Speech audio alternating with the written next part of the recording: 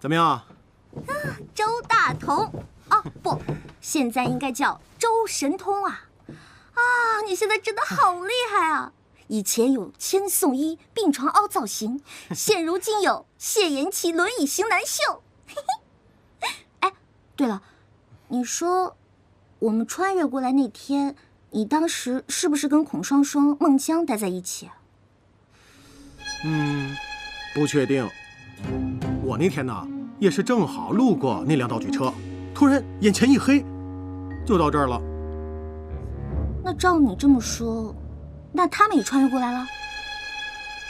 怎么，你遇见他们了？我不太确定，我就是那天好像看见孟姜了。在哪儿啊？就是绑我的那伙人嘛。然后我看到一个人戴着跟孟姜一样的手串，一样的戒指，哦，连说话的声音都是一样的。你没认错吧？那你告诉王爷了吗？那怎么可能？我哪是出卖朋友的人啊！嘿，他这个人精，走到哪儿都能好吃好喝的。哎，不说他了，说说你吧，你那边什么情况啊？我什么情况啊？哎，你和灵齐王爷啊？我可听人说了，皇后想暂时搁置你们俩结婚的事儿，所以我问问嘛。还能怎么办呀？别人说嫁就嫁呗，说不嫁就拉倒呗。皇命难违啊，枪赶着不是买卖。嘿，说什么呢？什么买不买卖的？有你这么说话的吗？这是你的婚姻大事，我看呐，一时半会儿咱们也回不去了。你以后啊，还是好好想想，以后的日子该怎么过才对。今日天气不错。是啊，皇上近日气色也不错。啊，皇上，参见皇上。好，见过皇后了。是，皇后娘娘宣民女进宫，就是询问一下三王爷的康复情况。看来你与琪儿的婚事还要再往后拖一拖。皇上，皇上，不碍事，老了，不比年轻的时候了。皇上，恕民女冒昧，您这胸闷气短，神乏疲惫，是不是有一段时间了？哦，你对医术还有所了解？是不是偶尔还会忘事，久坐后还会有身体麻痹，连体重也有所增加呀？我看你啊，可以直接进太医院。刘太医说朕胸闷心悸，也给朕开了一些疏胆利气的汤药，可朕啊，不爱喝呀。皇上，依民女之见呢，这刘太医啊说的也不错，只不过呢，这病不一定要靠药来治。不过皇上，你以后一定要少吃盐，什么酱菜啊、咸肉啊这些的上不了台面的，您就甭理它了。贝类海鲜啊也要少吃，您一定要多吃瘦肉、豆腐、鱼汤之类的。偶尔呢也要来御花园散散步，相信很快就会不药而愈的。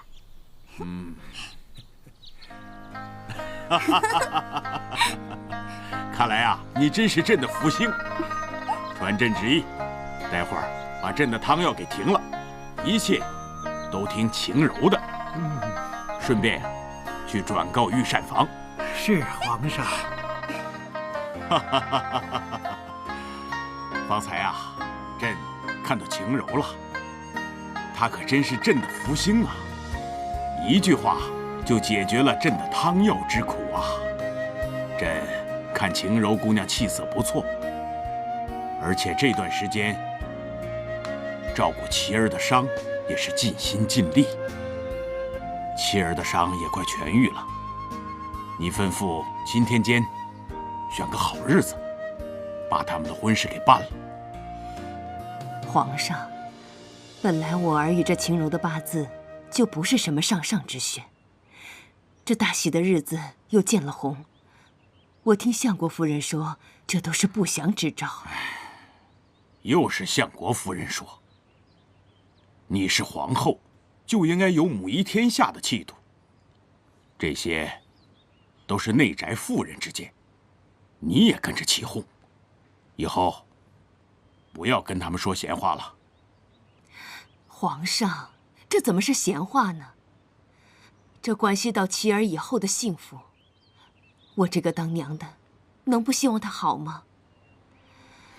现如今，楚危未定，不知道有多少人想利用这个来做文章。有人说，晴柔这次被绑架是冲着琪儿去的，以绑架晴柔为名，实际上是想去伤害琪儿。甚至还有谣言说，这一切都是陈儿所为，这不是明摆着想挑拨兄弟俩的感情吗？你关心他们兄弟的感情是好事，但江山社稷的事情，你就不用过问了。皇上，我的心思你还不知道吗？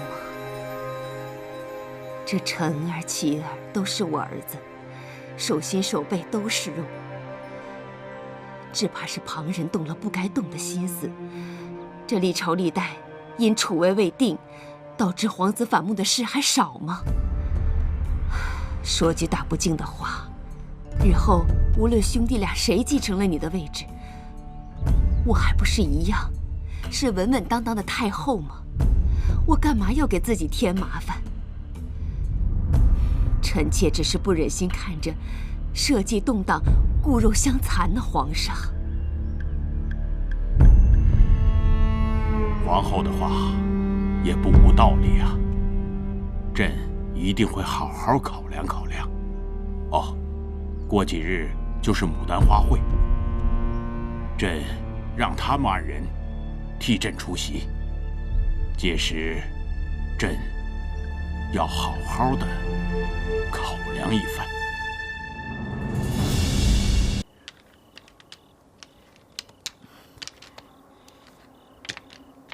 你呀，就是嘴硬，明明关心未来老公还不承认，切！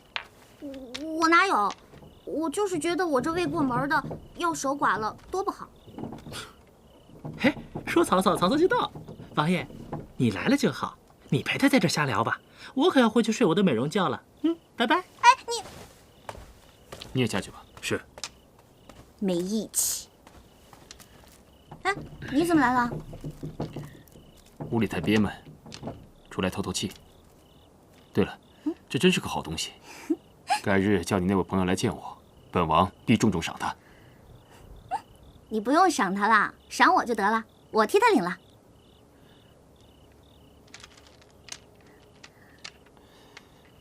这又是什么？这个呀，叫做足底石子按摩疗法啊，它可以按摩脚底的穴位，达到活血通络的效果。虽然开始呢会有些痛，但到了后来真的对身体有好处的。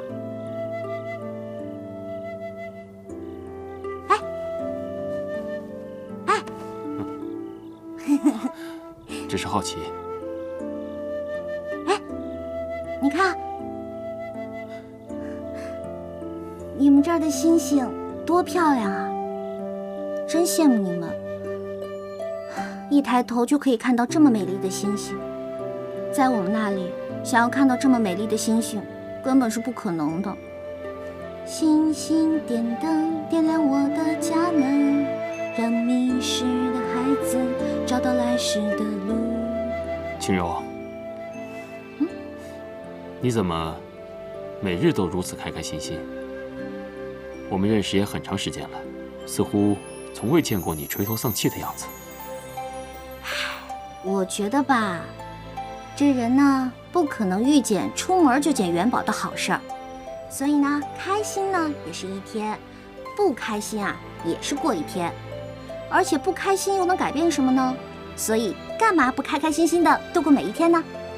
就拿你来说吧，你呢是皇帝的儿子，又是货真价实最顶级的高富帅，要风得风，要雨得雨，你还有什么不开心的呢？是不是啊？哦，只是今日见到独孤，心中有几分不安呢。我与他刚相识的时候，他不是这样子的。我感觉他变了，我们之间似乎存在了隔阂。这人呢，都会变的。而且呢，亚里士多德说过一句话：人生呢，就是意外和变化。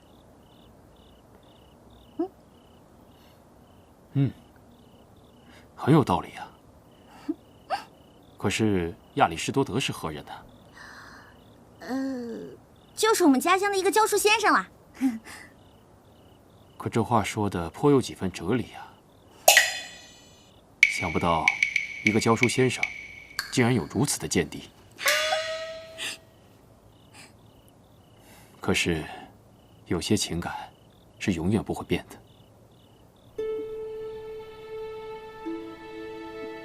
突然说这个干嘛？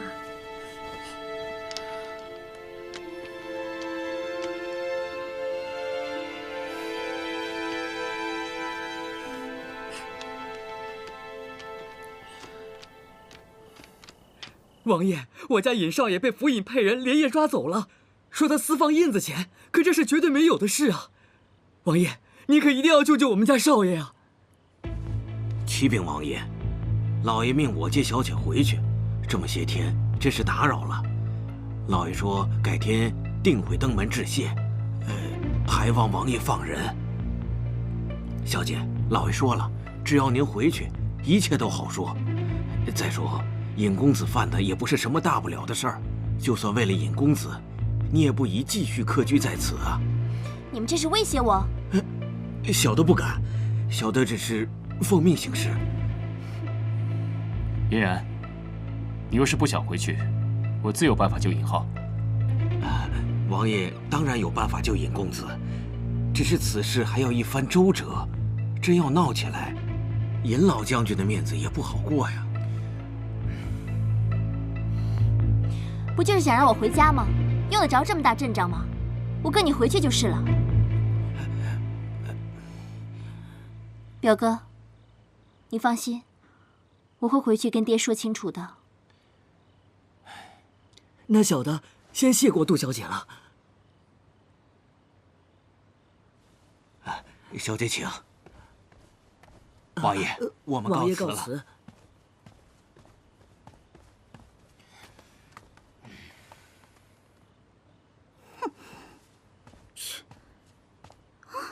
这个杜毅为了逼自己女儿回家，竟然敢随便乱抓人，真是有什么样的爹，就有什么样的闺女。可舅父对尹老将军不满由来已久，我就怕此事不会这么容易就算了。那他还想怎么着啊？贤妻，照我说，你就赶紧把杜嫣然娶了，我看那老家伙怎么说。敢欺负我大哥，哼，找死嘛！你看着我干嘛？我怎么了？要不，如你所愿，我将嫣然娶回府里，这样你们二人当姐妹可好？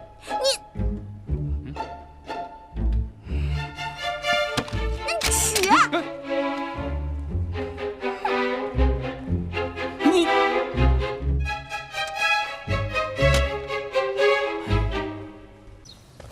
你不孝女，怎么不躲在灵亲王府了？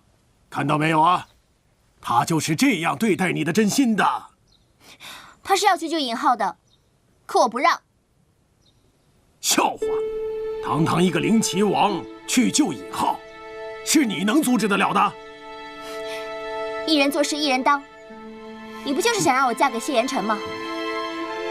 我答应你，但爹也要说话算话，放了尹浩，并且把证据销毁，以后再也不准拿这个威胁他。吃了苦头，才长了点心眼儿。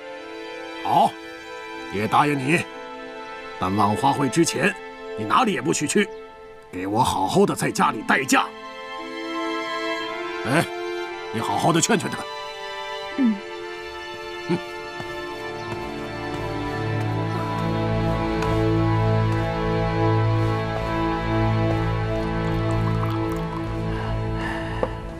阿弥陀佛，不知相国大人唤老衲前来，所谓何事啊？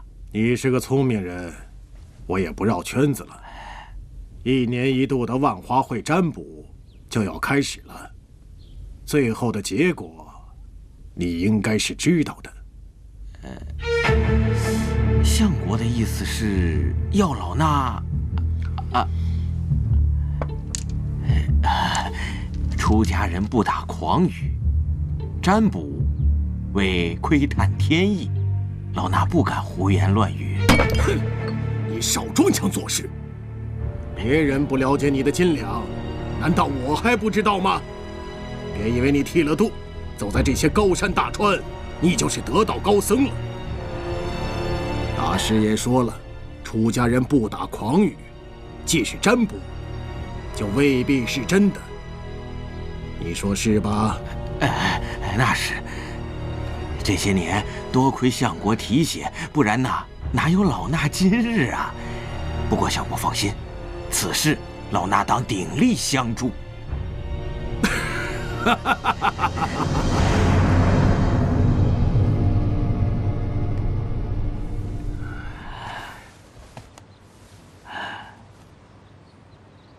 启禀皇上，1年1度的占卜结果，今年2个字：女星。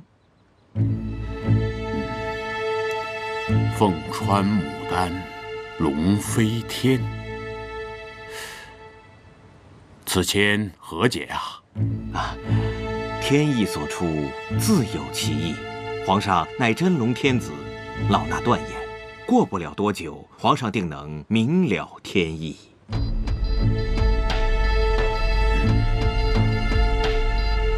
下去吧。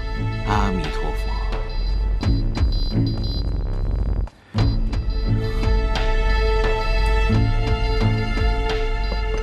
凤穿牡丹，龙飞天。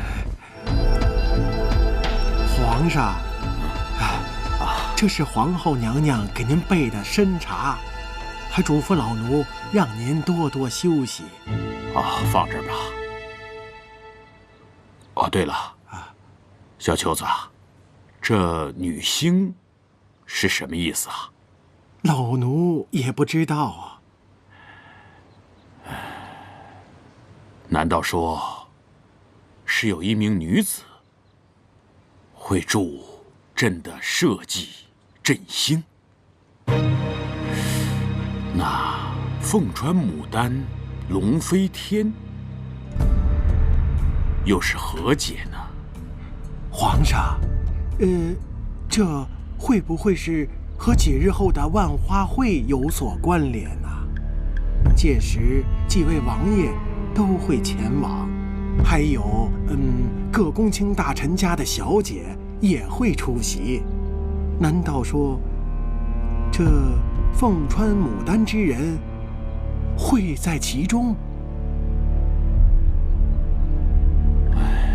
万花会。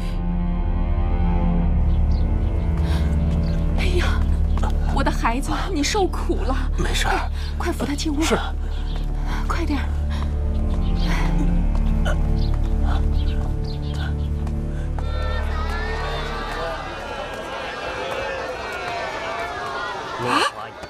流水无情，我看3王爷心意的人另有其人。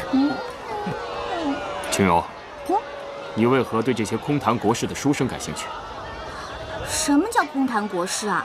你好歹也是个官二代，根正苗红的，怎么就没有一点当领导的意识呢？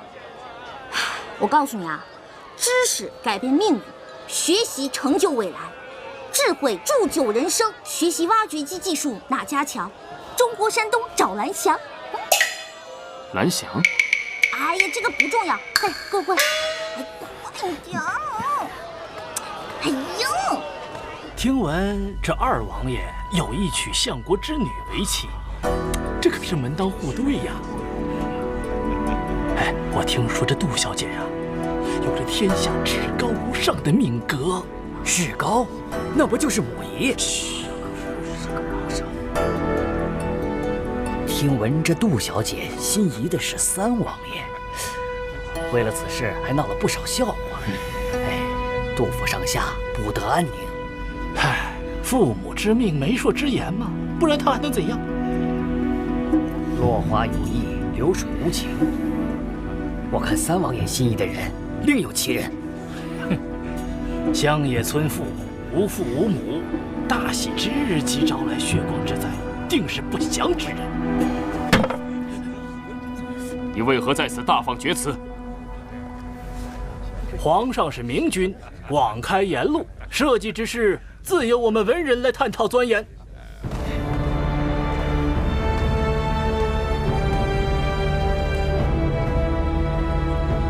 五色土祭天是为社，五谷之神是为祭。社稷二字指的乃是国土与民。为文人者，自当上忠于君主，下怀于民生，为天下苍生而奔波劳苦。尔等不思国计民生，却在这里妄论闺阁女子，是为文人之耻，还不如田耕老农。这里的老板伙计也算是为国服务，可你们呢？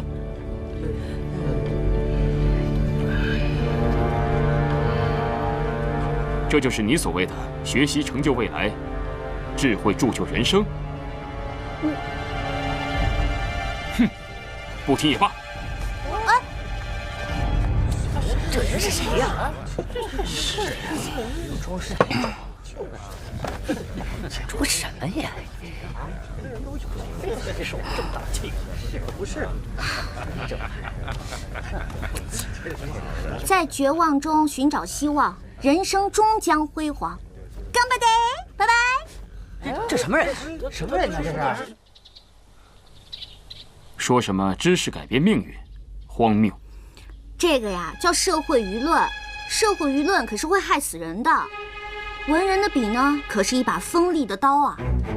所以啊，我就觉得他们说什么杜嫣然的命格，绝对不是空穴来风。不信你就等着看吧。哎，我这么跟你说吧，在我们老家那边呢，有一个特别漂亮的女明星啊，就是女歌妓了，反正特别多人喜欢她。她在25岁的时候就自杀了。她的遗书呢，只有4个字，那就是人言可畏。还说本王歪楼，本王虽不知你说的歪楼为何意，可你这楼未免也太歪了点吧？你这现学现卖的太快了吧？呵呵，多谢夸奖。嘿，打你！走了，不跟你玩了。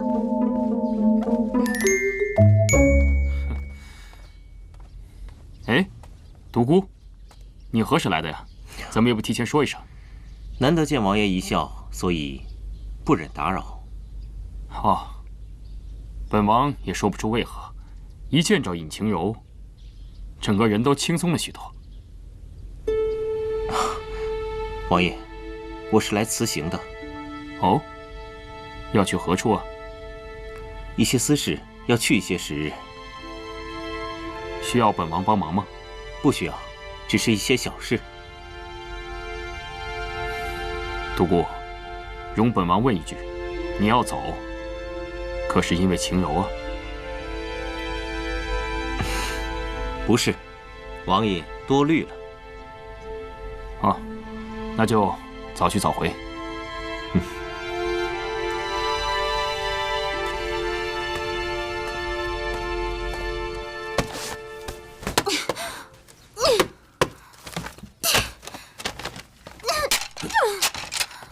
你闹够了没有？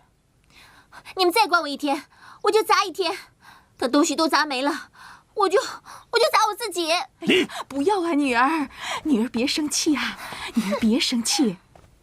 老爷，你都关了他这么多天了，也该让他出去走走吧，全当是去散散心嘛。要不然依咱们女儿这个脾气呀，嫁到灵王府，还不把王府掀翻了天呐？好吧，今天就是万花会，我就让你出去。到时候你要好好的表现一番。我不说，你也应该知道怎么办吧？尹浩那小子，我能抓他1次，就能抓他第2次，看着办吧。爹，我都已经同意嫁给二表哥了，你还想怎么样？你那日说过，再也不会追究了，并且证据也都已经销毁了，为何现在你还要这样威逼女儿？证据销毁了，难道我就找不到新的证据了？尹浩那小子的安危都捏在你的手里。走。娘。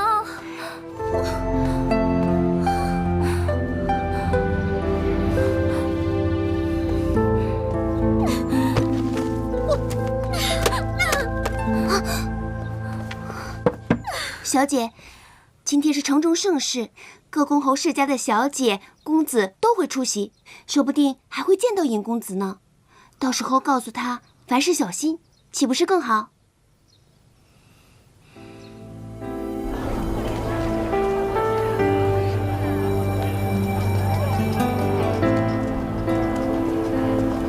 杜小姐，我都听说了，大恩不言谢，以后你的事情就是我的事情。 我会像对待亲妹妹一样对待你。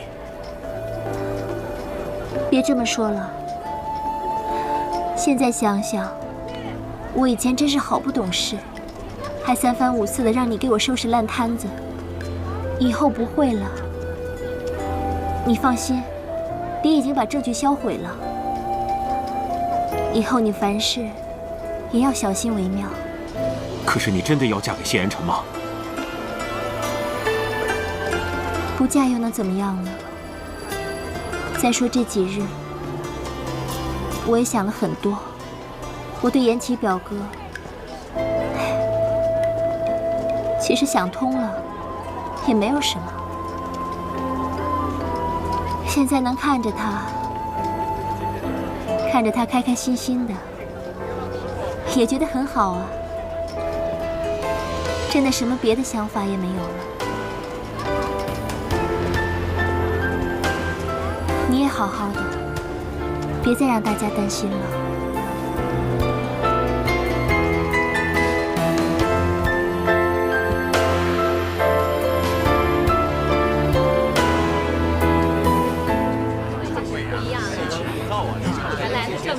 二哥，开始了。哎，你看，你看。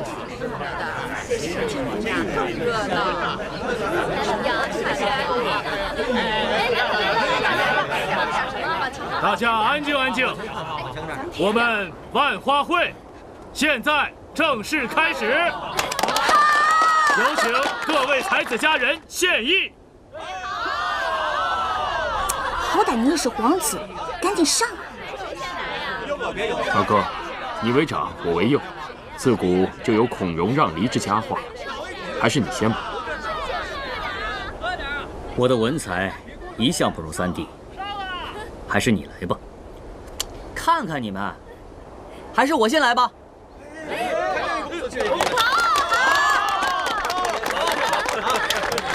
年纪这么轻细，是啊。我居北海，君南海，寄雁传书谢不能。桃李春风一杯酒，江湖夜雨10年灯。持家但有4利弊。 治国不齐3折弓，想得读书头已白，隔溪圆枯瘴烟腾。哇塞，帅好棒！既然四弟开了门，为兄就不客气了。才华。哎，又有位公子上。哎，是啊，这回又是谁呀？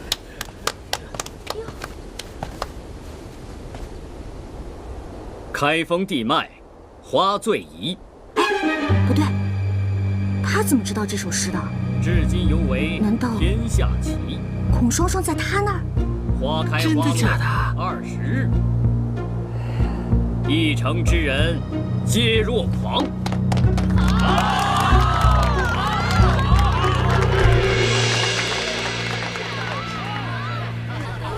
二哥的诗磅礴大气。 又将这一城之人爱花之状描绘得如此生动传神，小弟自愧不如，甘拜下风。什么输赢的，不过是切磋罢了。王爷前夜做的那首《咏牡丹》，小女虽然不才，但也觉得真真是极好的。三王爷，不妨拿出来与我们共享吧，大家说是吧？是啊。 哦，你说那首啊，不妥不妥。如何不妥啊？小女真的是觉得是极好的。不如这样，我来执笔，轻柔吟诗。这美女咏花名，想必别有一番风情。好。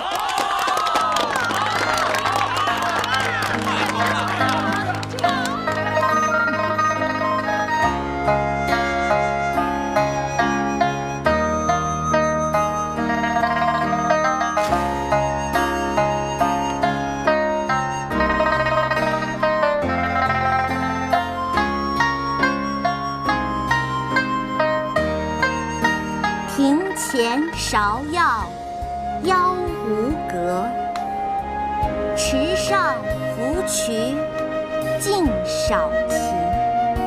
唯有牡丹真国色，花开时节动京城。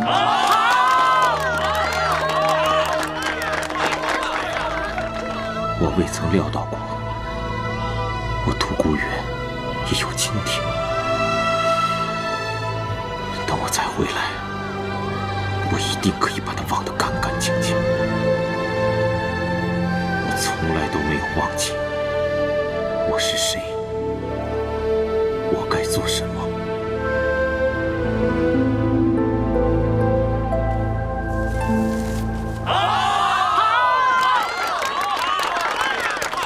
杨大学士是我朝第一个大三元，一向为文人典范。不知杨大学士以为这两首诗如何呀？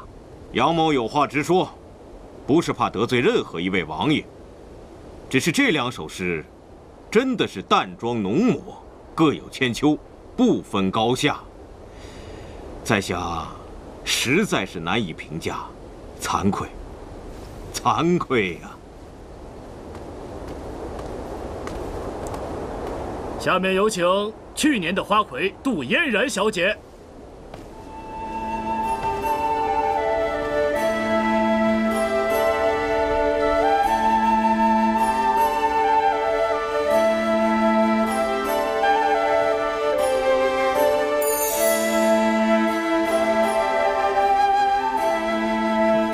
二哥，你看，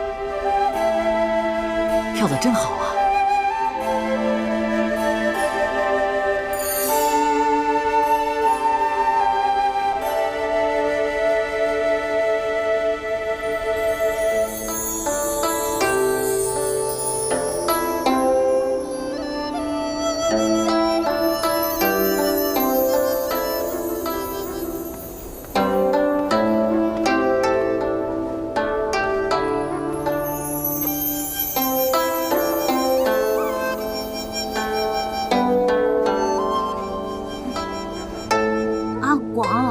准备好了吗？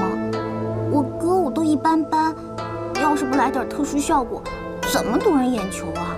哎呀，你就把心放在肚子里。我呀，已经收集了一大袋的牡丹花瓣，等会儿你表演的时候，我就通过鼓风从房上往下撒，绝对是冷冷的发语无情地在脸上拍。瞅你那傻样！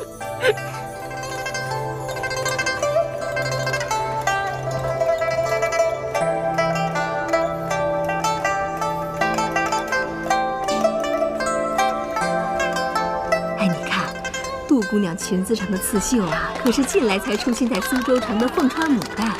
这种刺绣啊，刚刚出现在苏州城，很是漂亮呢。是啊，还有她头上的钗，好特别呀！我从来没有看到过这样的花色。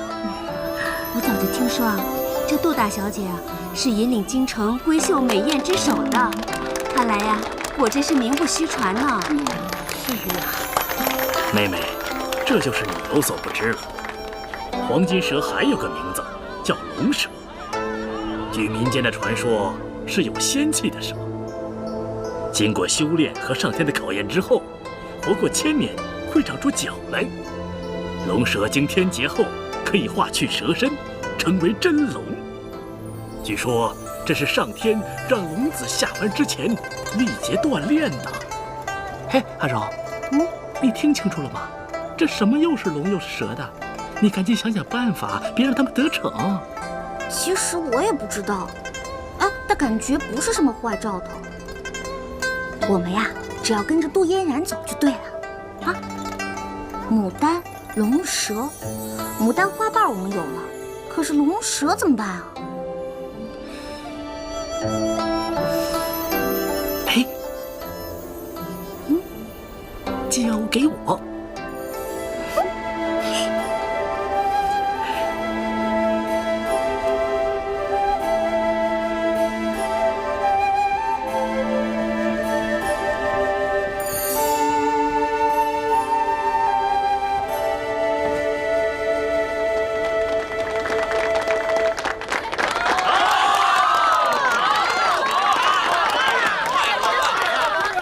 下面有请尹晴柔小姐登台献艺。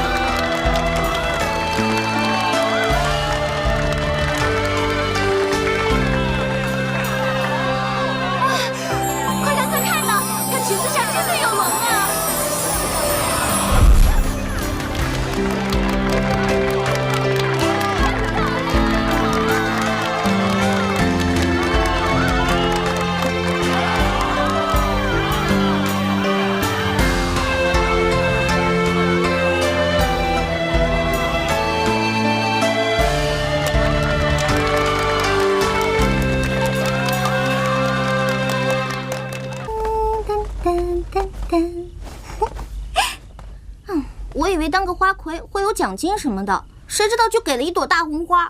你们主办方也真够抠的。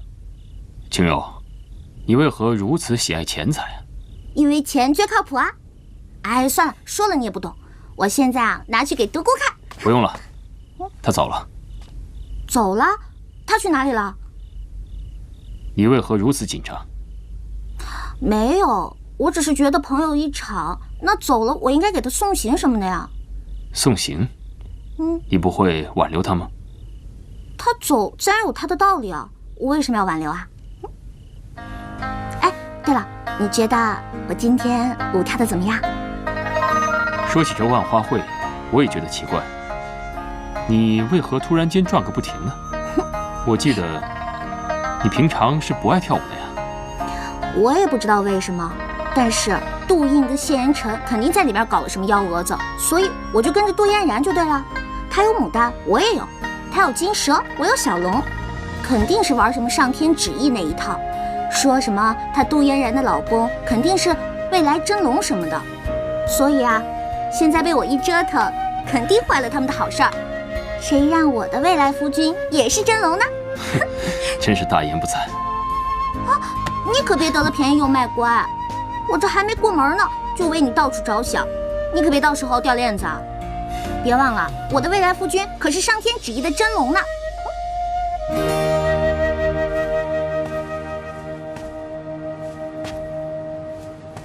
竟有如此之事，照此说来，这两个女人都有兴国之兆，都有母仪天下的命格了。天无二日，国无二主，这岂不是荒唐？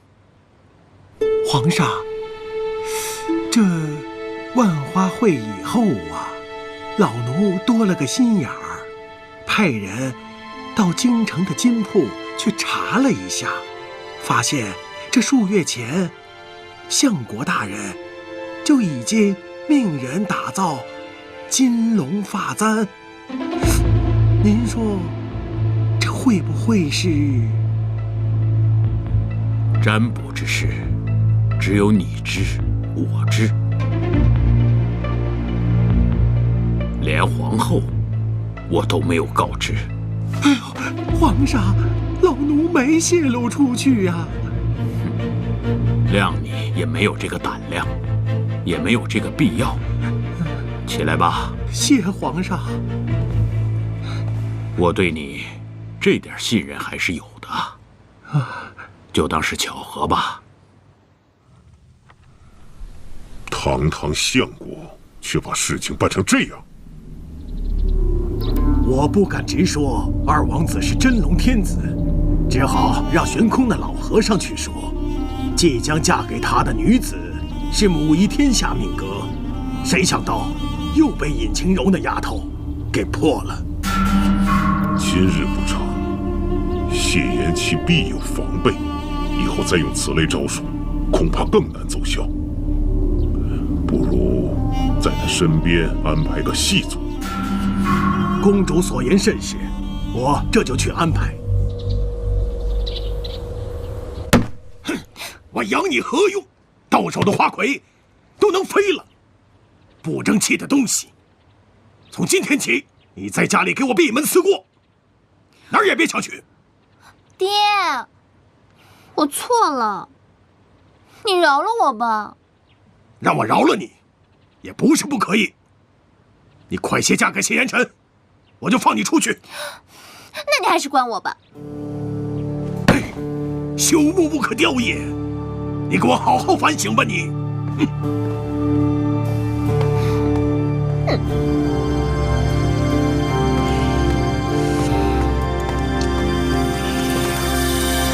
哎，我说哥呀，你能不能别再晃来晃去的了，跟个苍蝇似的。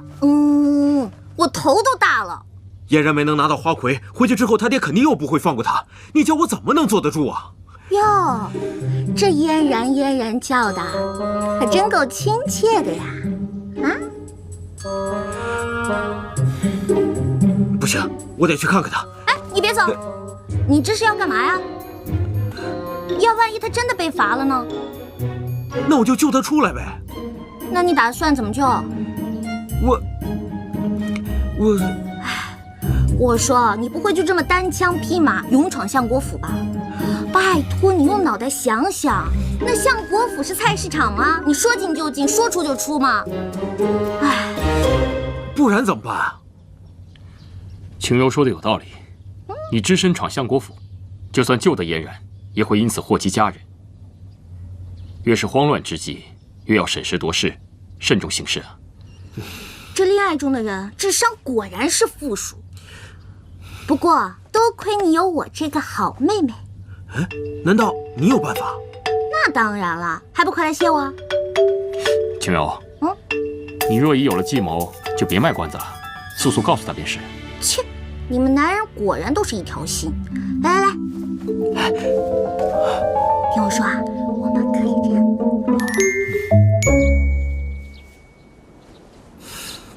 哎，你到底会不会啊？哎，别瞎指挥。哎，我说晴柔，你这么帮助杜嫣然是几个意思啊？哎，我这哪是帮他呀，我是帮我哥，好不好？你看他那茶不思饭不想那劲儿，跟丢了魂似的。你说堂堂一个7尺男儿，竟然变得这般模样，哎，我实在是瞧不下去了。你呀，就爱心泛滥吧，等他杜嫣然从里面出来，再找你麻烦，你可别哭啊。就你话多。哎，阿广，旁边没有人吧？这个东西不会伤人吧？放心吧，比枕头砸人轻多了。麻利呼！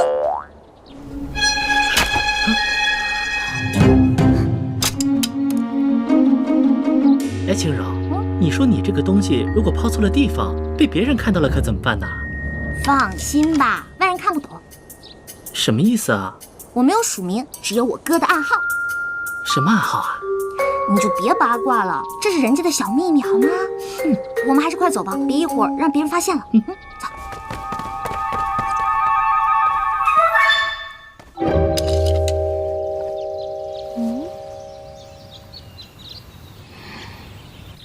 小姐，小姐，外面院子里有一个很奇怪的东西，你看看。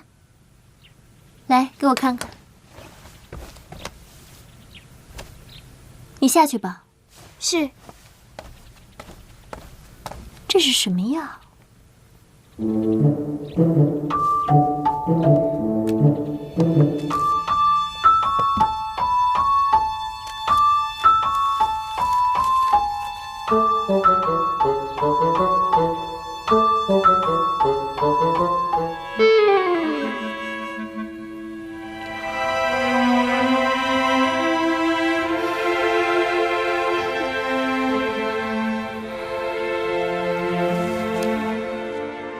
我这次来，是想让皇上赐婚，把嫣然许配给严琛王爷。哥哥，你可想清楚了？嫣然自小与琪儿亲近，你不怕她不答应吗？我这次进宫，正是嫣然让我来的。嫣然真的答应嫁给辰儿了吗？正是。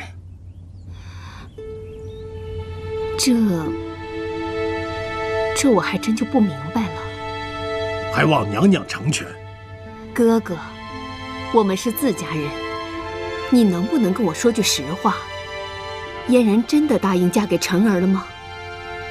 妹妹既然说是自家人，那我也就直说了。我们杜家有妹妹母仪天下，才有了今日的荣耀。我就嫣然这一个女儿，她的未来不光是自己的，也是我们杜家的。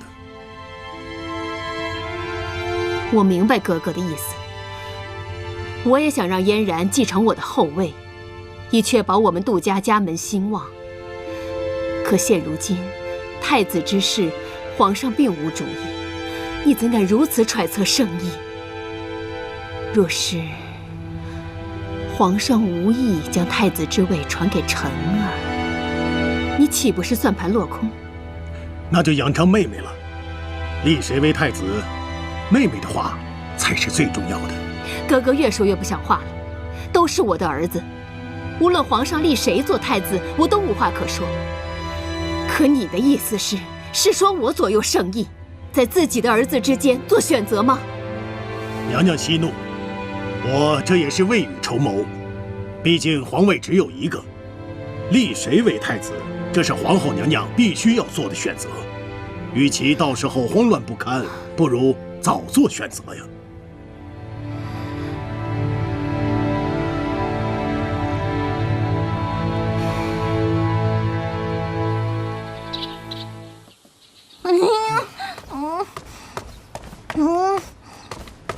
哎，我说你能不能坐会儿啊？演月，臣妾做不到。看你那德行，既然夸下海口，要把有情人整成眷属了，那你就做到啊！记住了啊，什么时候都要学会处变不惊。哎呦，秦柔，王爷来了。何事如此慌张啊？还不是因为野浩那事儿吗？上次你不是说有解决之道吗？解决什么呀？哎，就往人家门口放一个纸飞机，那消息人家看不看得到还不一定呢。哎，你天天就知道损我，不损我能死啊？我郑重其事地告诉你，会，一定会的。这纸飞机又是何物啊？罢了，本王倒有一计，可以一试。什么办法？不知本王说了可有好处啊？我说谢延琪，我浑身上下全是优点，就那么一点点的毛病你就学到了。拜托，你就告诉我吧。事到如今，只有让父皇母后相信他二人两情相悦，才能让父皇下旨赐婚。下旨赐婚？对啊，皇上金口一开，任谁都不能反驳。我知道我该怎么办了。你又有什么歪点子？我嘛，只是想去找一个人帮忙。谁啊？当然是我们最最可爱的小四啦。小四。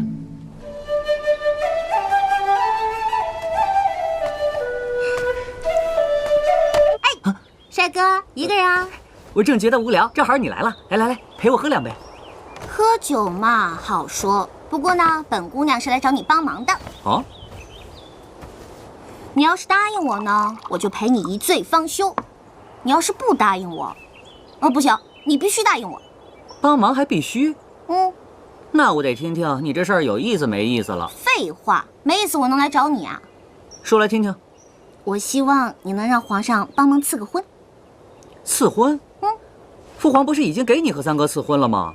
不是我，是尹浩和杜嫣然。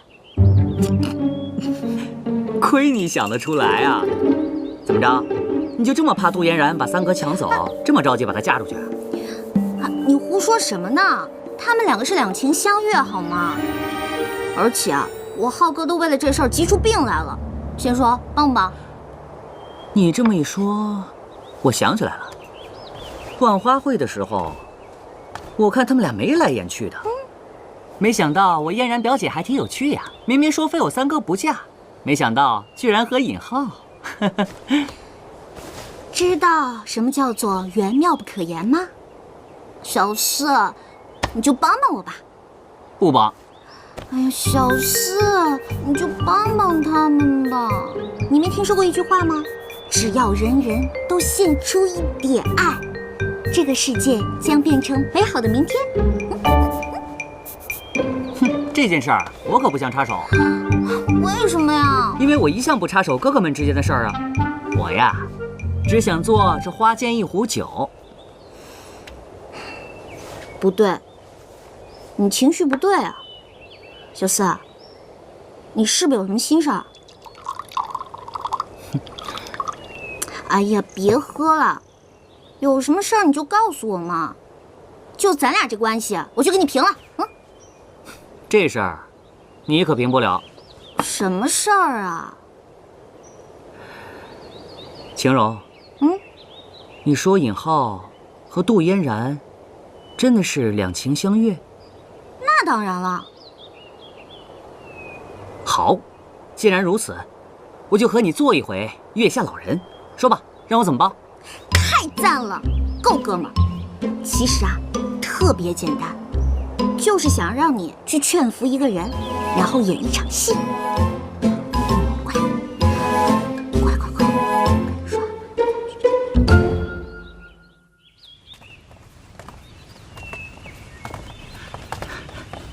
母后，王爷，儿臣参见母后。是萧儿啊，今日怎么这么乖，早早就过来请安。母后，儿臣多年来四处云游，很少陪在父皇和母后身边，如今回来了，自然要勤快一些，多陪陪母后。对了，母后，儿臣知道你喜欢花草，特意搜寻了西域的奇花种子，进献给母后。你能有这份心意，母后很是欣慰啊。母后，儿臣听说，嫣然表姐被舅父禁足于府中，已多日不曾出门走动了。是啊，这事我也略知一二。嫣然也曾托人带了书信来，希望我劝说他父亲放了他。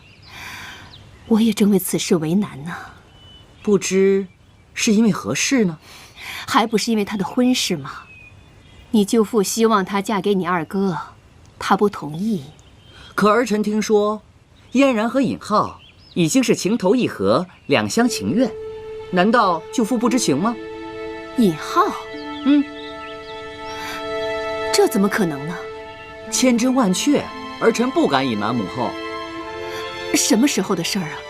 怎么平白无故多出个尹浩呢？儿臣听说，嫣然表姐常去三哥的府上，其实是为了尹将军。依儿臣看，母后何不做个顺水人情，劝父皇赐婚于二人，也算是成就了一桩好姻缘。那怎么能行？尹浩只不过是个臣子，就算尹老将军战功赫赫，尹浩将来也顶多就是个将军。再说了，我已答应你舅父，求皇上将嫣然许配给你二哥了。母后，儿臣认为此事万万不可。为何？您想啊，嫣然身为相国之女，在下皇子必将引起朝廷上下震动。母亲可知，自古以来，那些外戚专权的下场吗？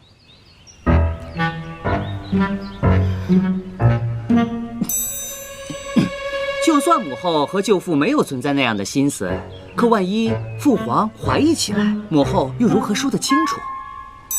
再加上满朝大臣难免闲言碎语，这对母后和舅父的清誉是无益的呀。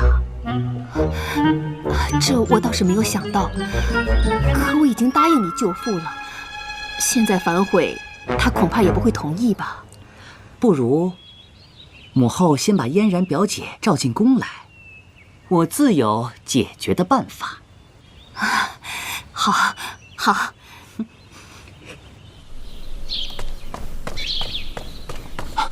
大人，何事惊慌？刚才宫里传来消息，说小姐服毒自尽了。什么？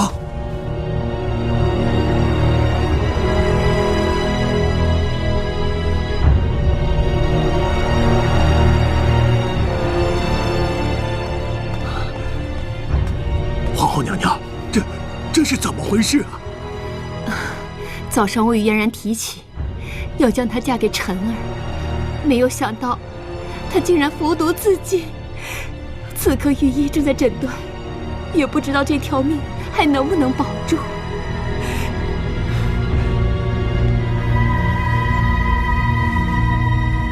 皇后娘娘，相国大人，小姐服的毒甚是奇特，臣无法断定，脉象也犹若悬丝，无法判断，更无法下药啊！废物！你要是治不好小姐，我饶不了你！臣无能，望大人恕罪。皇上驾到！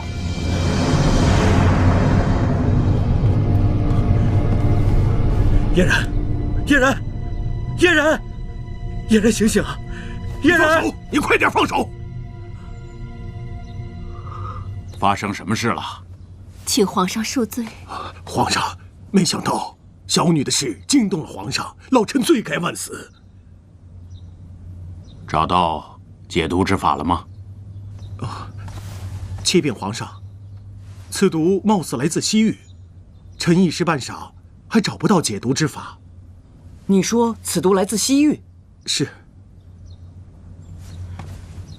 父皇，儿臣曾经游历西域多次，见过西域的巫蛊之毒，不如让儿臣一试，给嫣然诊脉。好，去吧。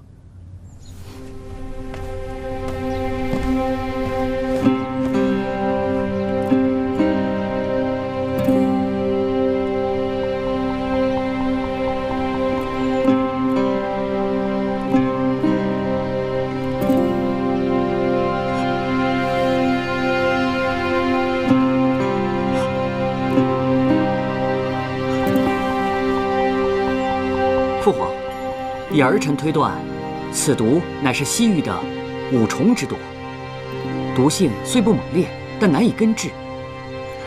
恰巧儿臣在古书上看到过解毒之法，不如让我给嫣然煎药吧。此方甚好，那你去吧。走，请。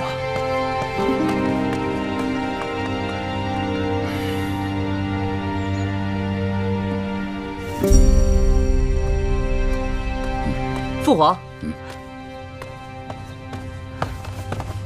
父皇，药已煎好，只是有几味药引都是毒药，眼下只有以毒攻毒的方法才能治愈啊。那，快给他喂药吧。慢，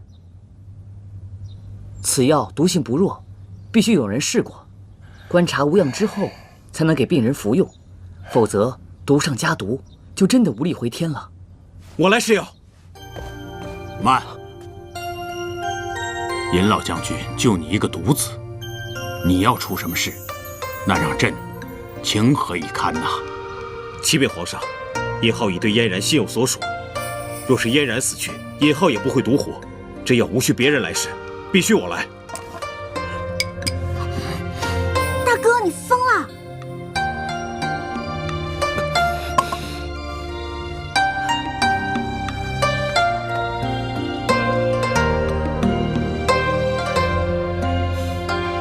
脉象平稳，也无大碍。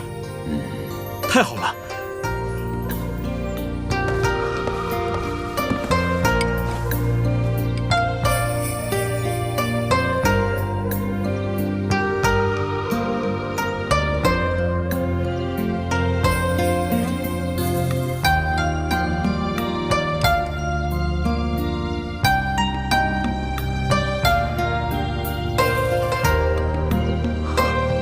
嫣然，嫣然，你醒醒！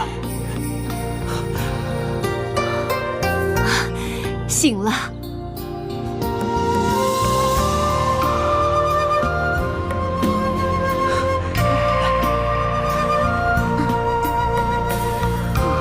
嫣然，我这是怎么了？好啊，醒了就好。殷浩，你立了大功一件，朕一定要嘉奖于你呀！启禀父皇，尹浩替嫣然试药，赤子之心感天动地。既然两人两情相悦，还请父皇赐婚，不如就让有情人终成眷属吧。皇上，万万不可呀！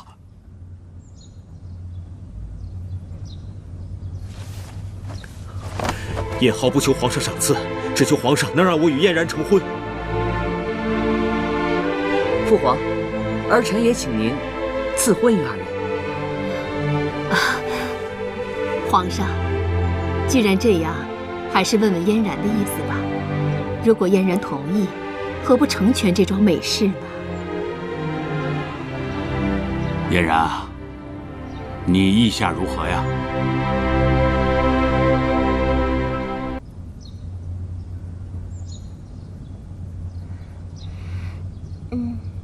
好，既然这样，那朕就将嫣然赐婚于你，日后你要多多照顾。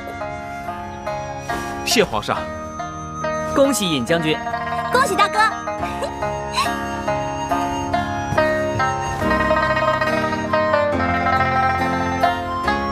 大哥，还不赶快谢谢我？我这都有大嫂了。谢谢妹妹，谢谢大家。居然没有想到嫣然会服毒，差点闹出人命。什么服毒啊？其实啊，是小四的归西丸罢了。归西丸？你说什么呀？还不是你这个好妹妹出的主意吗？连父皇都敢蒙骗。怎么了？你要告发我啊？我若要告密，你还能活到现在？究竟是怎么回事啊？其实是这样的，我呢，先是让嫣然服了归西丸，然后让她表面上看起来像是中毒。随后发生的一切事情呢，都是为了逼你出来而唱的一出戏啊！难道这是你们设下的圈套？这可是皇后娘娘都知道的。妹妹，还是你聪明。那当然，小猪可不是白叫的。这试药一事啊，乃是嫣然的主意，也是为了测试你的真心。如今这段婚姻，正是因为你的勇敢无畏感动了她。哎，四王爷呢？我还没有好好谢谢他呢。哎，小四呢？刚才还在这儿呢。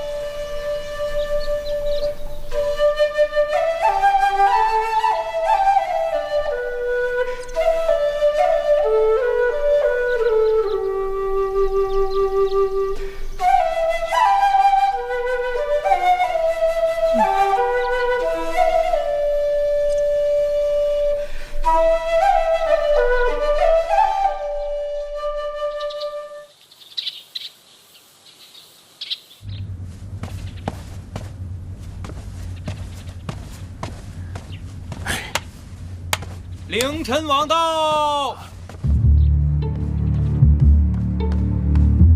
舅舅，这到底怎么回事啊？怎么才半天的功夫，嫣然就白白便宜了以后那小子？皇上开了尊口，你我怎敢违抗啊？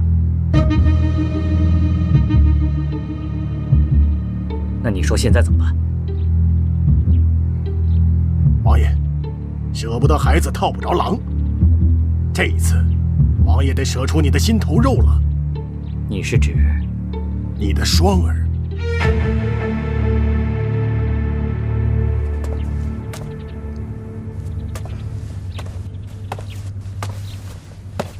双儿见过王爷、相国大人。双儿，你可知道我找你来所为何事啊？双儿不知。双儿，相国大人打算收你为义女，你可愿意？双儿不敢高攀。哪儿的话呀！从我一见到你，就觉得你跟老夫投缘呢。啊！还不快拜见义父大人！双儿拜见义父大人。好，好，好，快起来吧！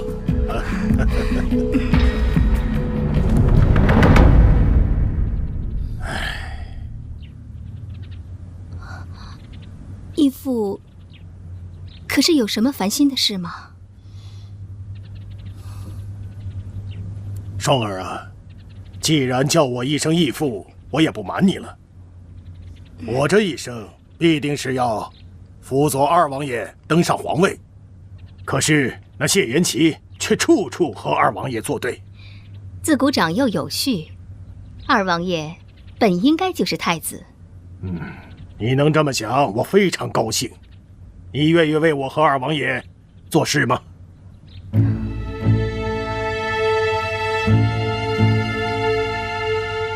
双儿危难之际，是王爷救了双儿。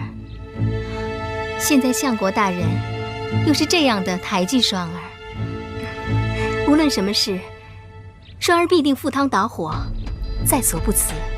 好，不愧是我的女儿啊！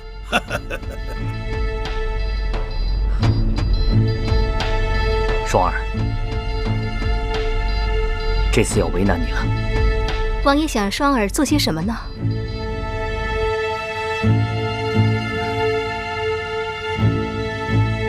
我和二王爷想让你成为谢延琪的女人。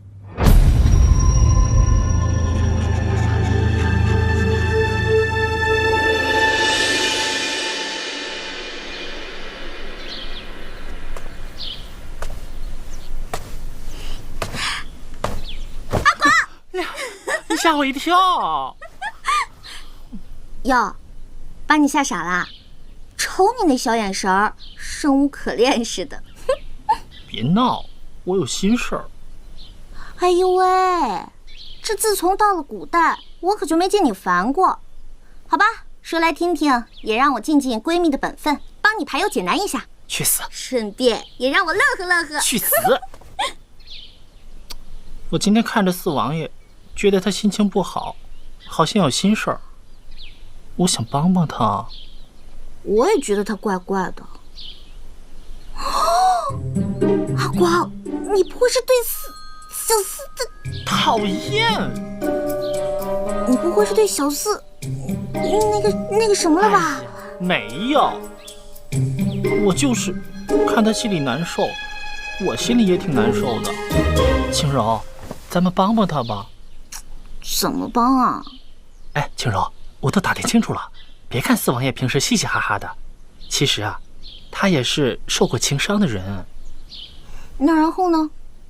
然后就没有然后了。我觉得吧，他肯定也是无时无刻的想着他的心上人，所以咱们就像上次骗皇上那样，把他的心上人给召唤出来，让他见见，好不好吗？不好，我们都不知道他心上人长什么样。我都打听清楚了。哎，他们家里啊有一个那个女孩的画像，咱们就这么着把那个女孩的画像给偷出来，行不行嘛？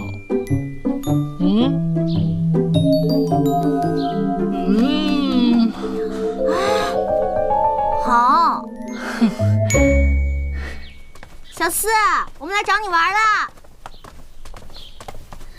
广公公，哎，你们王爷呢？四王爷一早就出去了。唉，点儿背不能愿意受贿，咱们还是进去等他吧。走。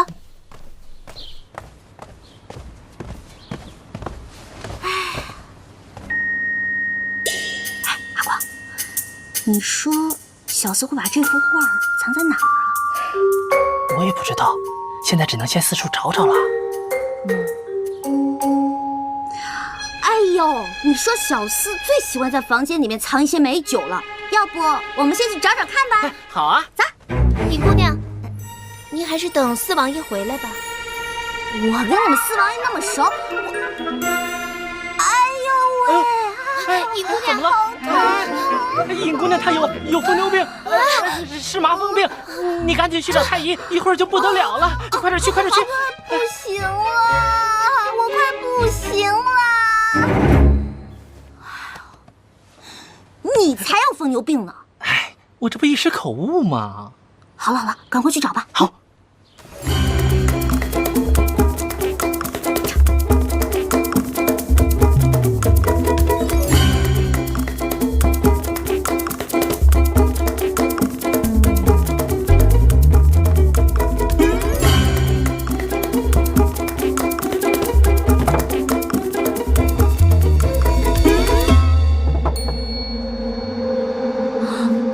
阿国，你快来看！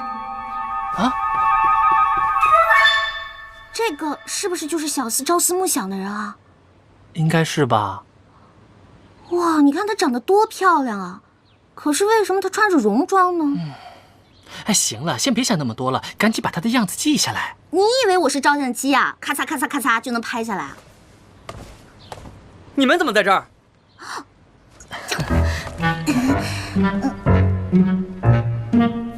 你们私闯我的寝宫，还乱翻东西，看来真不把我看着王爷了。哎呀，小四，我都跟你这么熟了，你就别那么严肃了，好不好？轻柔，我看是三哥把你给惯坏了吧？没有呢。说吧，所为何事？我想，并非只有喝酒那么简单吧？我这次来呢，是感谢你上次帮我大哥的忙的。那谢礼呢？谢礼？既然登门感谢，没有谢礼，那谢字就毫无诚意。谁说我没有谢礼了？哦，我是来邀请你参加我们的烧烤大 party 的。烧烤爬梯，什么意思啊？没听过没看过吧？保证你不会失望的。哎，听你这么一说，我倒觉得挺有意思的。好，我一定到。光，青柔，青柔，你没事吧？没什么事儿，我最近辣条吃多了啊，没什么事儿，我先走了啊，再见啊。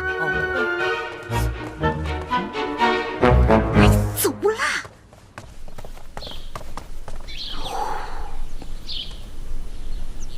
哎，刚刚那个烧烤 party 的事儿，你有没有跟三王爷商量啊？商量个鬼啊！那是本姑娘急中生智，好不好？嘿，还真把自己当女主人了。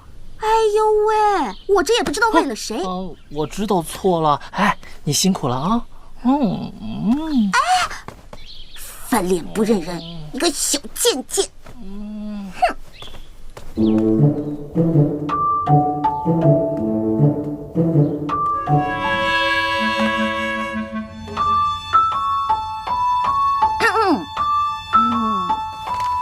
你来了。王爷，我有个事儿想跟你商量一下。叫我王爷？怎么突然知晓礼数了？想必心怀鬼胎吧？其实呢，我是想办一个篝火 party。篝火 party？就是一个大聚会，大家一起喝喝酒、烤烤肉什么的。不可。为什么呀？我朝勤俭兴邦，而我等身为皇子，必须更加严于律己，以身作则。你若举行宴会，必然大有动静。若让父王得知这王府里大兴奢靡之风，必然会怪罪于我。哎呀，我只想找熟悉的人一起喝喝酒、聊聊天、吃吃肉，花不了几个钱的。这……哎呀，求你了，你都没有吃过我烤的肉呢。你？保证你吃了我烤的肉，一定赞不绝口，乐得合不拢嘴。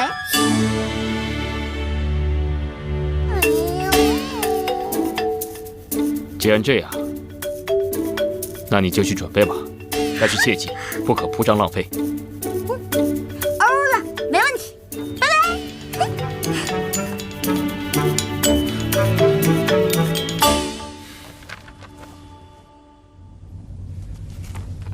皇上，大皇子归天已久，这储君之事还望皇上早做决断。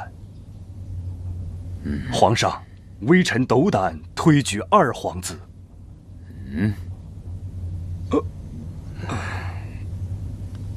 相国，臣在。你有何想法？启禀皇上，此事虽有关国运，但也是皇上的家事，臣不便多言。严晨是朕的孩儿，朕最了解。若将国之大任交付于他，恐怕今日他还难以承担。储君之事，众爱卿就无需多言了。臣等遵旨。杨大学士啊，臣在。朕近日偶感风寒，朝事太繁重，过些日子让严琦到我这儿来，帮朕处理一下朝事。微臣记下了。今天就到这儿吧，退朝。臣等告退。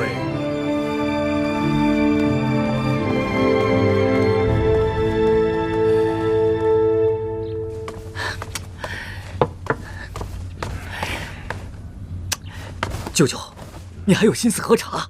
你还有功夫喝茶？眼看着太子之位就要落榜了，若是让谢延琪当上了太子，你我可就真没好果子吃了。你慌什么？还不慌？难道你有什么解决的办法了？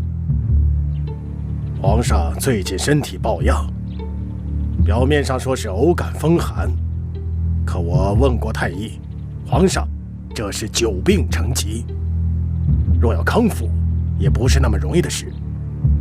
这可是你的好机会啊！此话怎讲？你应该趁机多多探望皇上，侍奉茶药，多吃斋念佛，为皇上祈福，这样你的孝心必然上达天颜，下承民间。好，那我明日就进宫。不，今日就进宫。来人，在，准备进宫。是。哎，这是一种小虫子。哎，尝尝这个。哎，好，好。哎，多喝点吧。味道真好，我先不吃，我从来都不敬你一杯。来，这为何物啊？这个呀叫羊肉串。这如此吃法倒也新奇。吃一个嘛。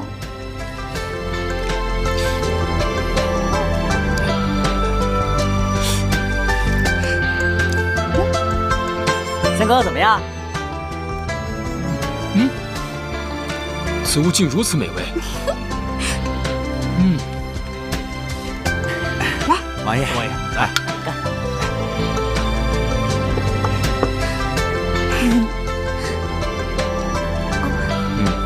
不脏了。来，我教你怎么烤。好。特别简单。来，拿着扇子，刷点油。好。转一转。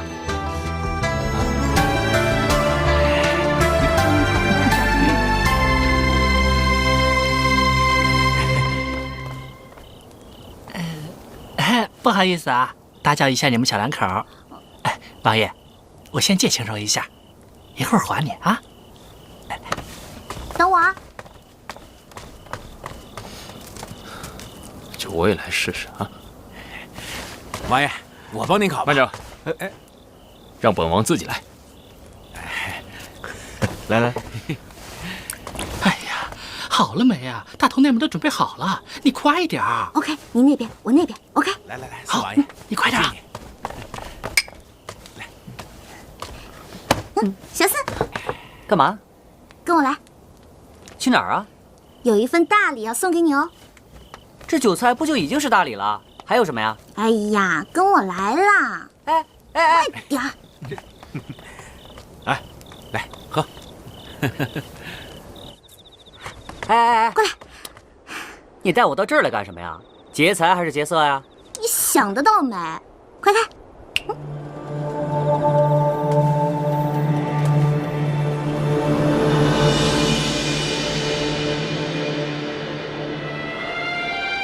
玉童，玉童，切莫上前！我这是用西域幻术召唤出他的魂魄，你要上前，他就散去了。你胡说！玉童明明还在世上，你如何能召唤出他的鬼魂？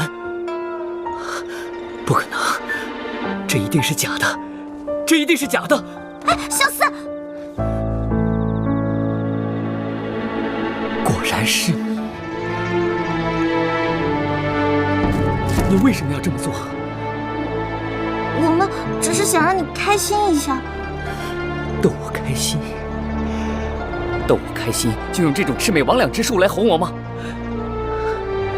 尹清柔，你们太过分了！小四，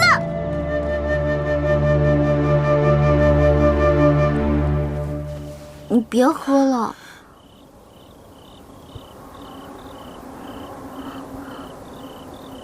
小四，我知道我错了，我给你道歉。那你能告诉我，雨桐到底是谁吗？告诉你也无妨。玉童是我心爱之人。玉童与旁人不同，她虽然说是女儿身，但是酷爱戎装，常常陪我骑马、打猎，巾帼不让须眉。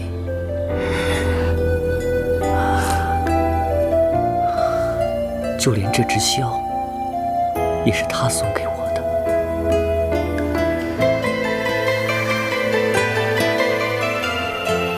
难怪。那他现在人在何处呢？他人在哪儿？我也不知道他人在哪儿。他仿佛就像在人间蒸发了一样。那你这么多年是一直都在等他吗？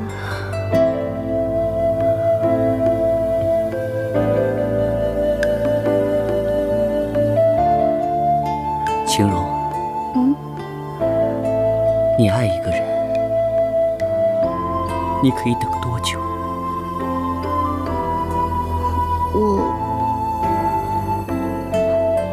我不知道。